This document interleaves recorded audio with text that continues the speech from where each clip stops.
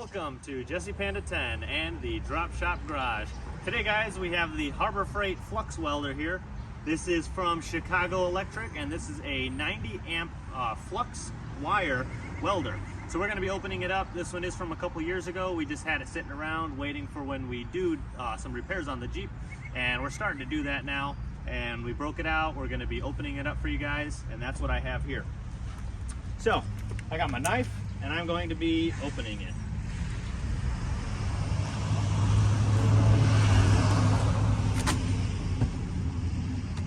Okay, so this is what the front of the box looks like. It's the 90 amp flux wire welder. This is what it will look like. This one does come with a spool of wire.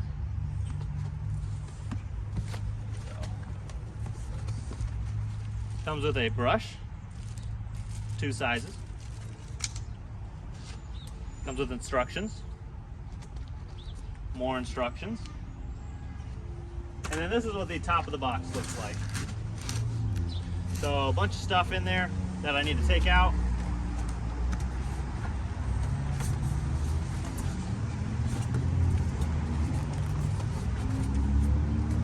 This must be the top handle.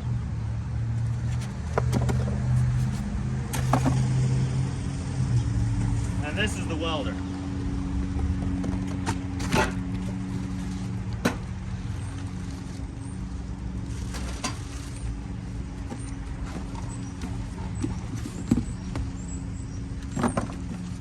That's everything that was in the box. So this here is the welder itself. I'm going to take it out of the bag now.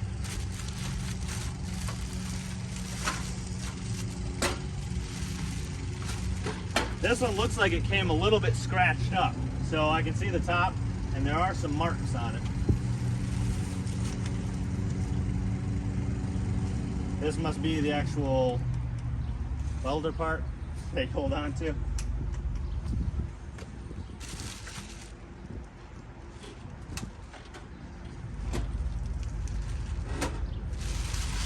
Okay, so this is just garbage.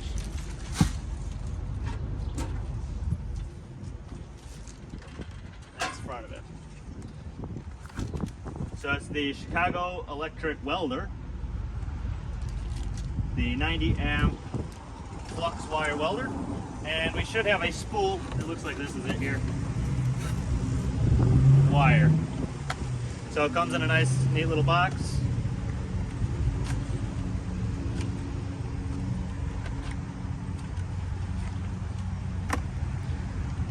Wire right there.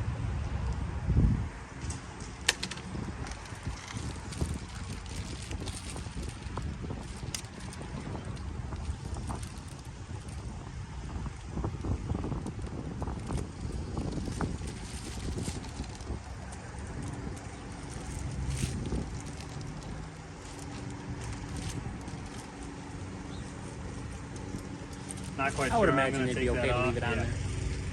So we will cut to when we are putting it together. Now I've got it most of the way put together. I have yet to put the handle on. That's the only thing I still have to do. But if I open it up here, you can see that I did put the spool in. So this right here, you just have to loosen. You have to take the spring off, take this little top part off. You set the spool, make sure that it's facing this way. Sorry about the brakes, guys. Someone needs to fix those. So you put this back on, you put the spring, you tighten it. You want to make sure that you don't tighten it too much because you still want it to freely spin. Then you have to feed it inside of here.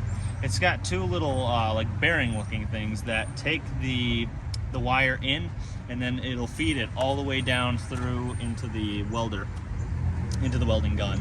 And what we did was we inserted it here, we turned it on, we made sure that it wasn't touching anything.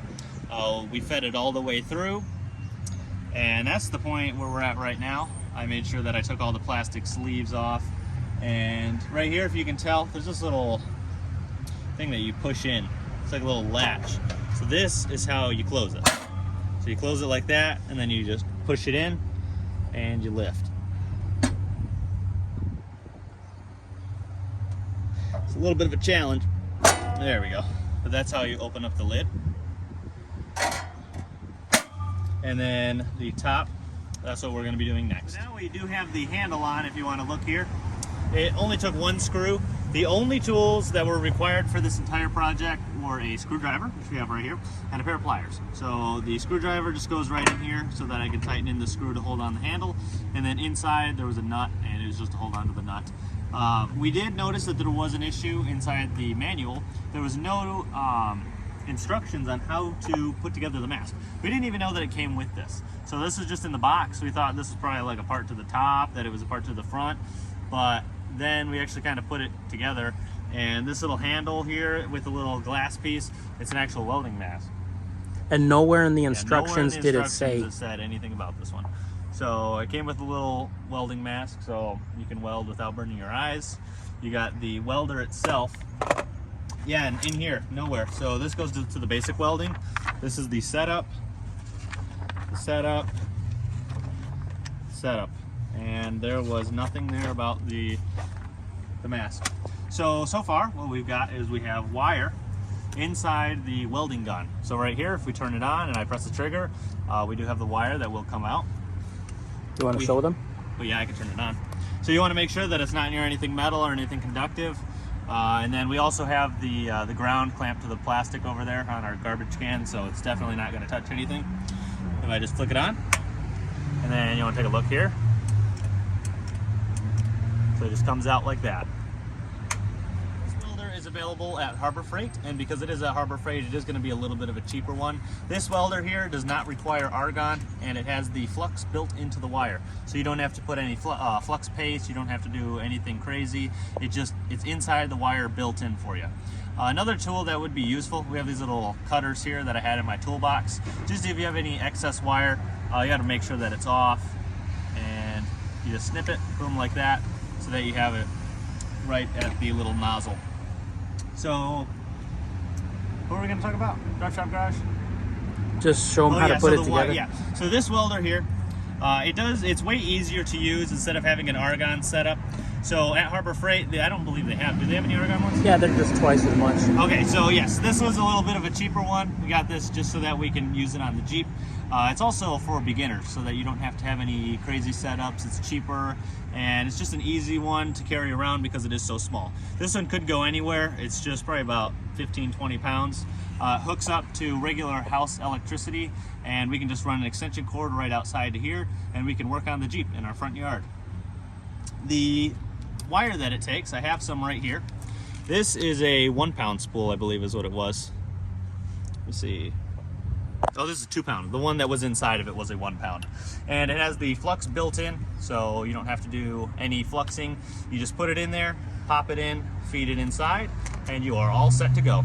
So I hope you guys like this video. We will include some welding footage so that you can see what it welds like, see the performance, and we will catch you guys in the next one. I ran inside the house and grabbed some of our welding equipment. Drop Shop Garage went to the Harbor Freight the other day and grabbed all of this stuff so that we can work on the Jeep. Here we have some cowhide welding gloves. These are just made of leather. We've got some welding magnets. We've got all different sizes. So we've got the small ones, we've got medium ones, and then we've also even got a bigger one. These are going to be so that we can hold the metal onto the Jeep while we're welding it. We have these, the tin snips, so that we can cut the metal. The other day we were thinking about welding some stuff onto the Jeep, which would have been this piece, but we didn't end up doing it, so this is what we're going to be welding on today. And so these are all the different tools. So I'm going to be throwing these on, and I can actually use this today and test it out. Drop Shop Garage ran inside. He grabbed me a welding helmet. And this one is just so that I don't have to hold the little one in my hand.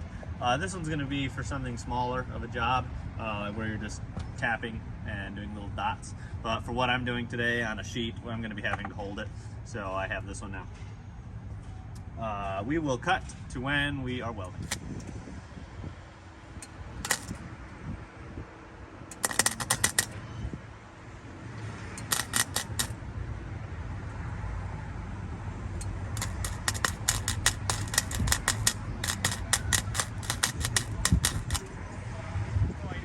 Welding, Drop Shop Garage got that on camera.